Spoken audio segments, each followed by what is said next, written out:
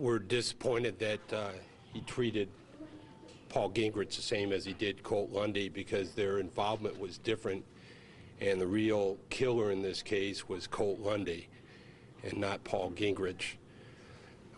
We had wished that he had given consideration to that fact, and especially to the fact that Paul Gingerich is 12 years old. A 12-year-old should not be going to an adult prison. A 12-year-old should be going to a juvenile facility.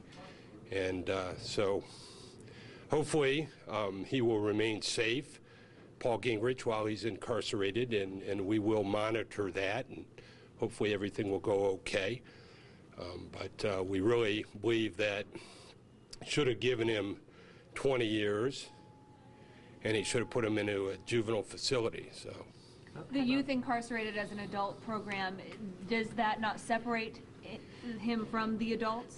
It does. It keeps it with younger felons, younger people, but he's still 12 years old. There's a big difference between somebody who's 12 years old and someone who's 21 or someone who's 18, and that's why a juvenile facility would have been better. He could be with children his own age. He's a child he's still a child. Is this the ultimate example of peer pressure? I mean, to what extent was or wasn't it his fault for what he did?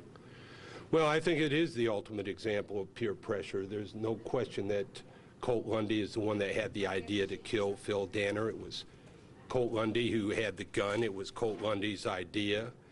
And Paul Gingerich, who had just turned 12 years old at the time, made the biggest mistake of his life, and he certainly regrets it. But to put him in jail for 20 years in an adult prison, by today's contemporary standards, that's too harsh. You'd say bullying is a better word than even peer pressure, right? Bullying, or like Fred Franco said, like he was like a Pied Piper. He's a 15-year-old boy telling these 12-year-old boys what to do, and that's basically what happened. It's not like Paul Gingerich, a 12-year-old, had any idea to do that. How is Paul doing? Well, he's holding up pretty well. I mean, he's extremely remorseful. I think you heard him. He's sorry for what happened. He's sorry for the Danner family, and it's genuine remorse. I think, to me, that demonstrates what a young child and what a good kid he really is. And he was caught up in something that happened so fast, he didn't have a chance to think about it or even react to it. And 12-year-old can't react to those kind of things. It just happened. Well, I was talking to the family, but I don't think it'd be appropriate for me to discuss what the family was saying. If they want to say something, obviously they're disappointed.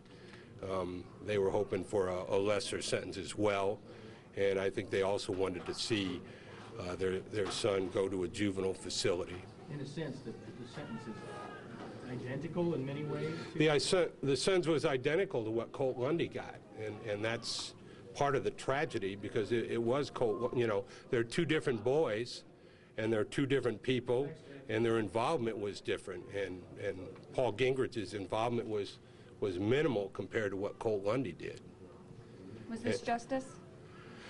Well, it's not complete justice. But there are some good things to it. I mean, Judge Reed did ask that he be sentenced to the Wabash Institute, the youth facility, and he did suspend five years of the 30-year sentence. To that extent, there was justice, but real justice would have been a lesser sentence and a sentence to a juvenile facility. My mom always said that if you don't have anything good to say, don't say anything at all.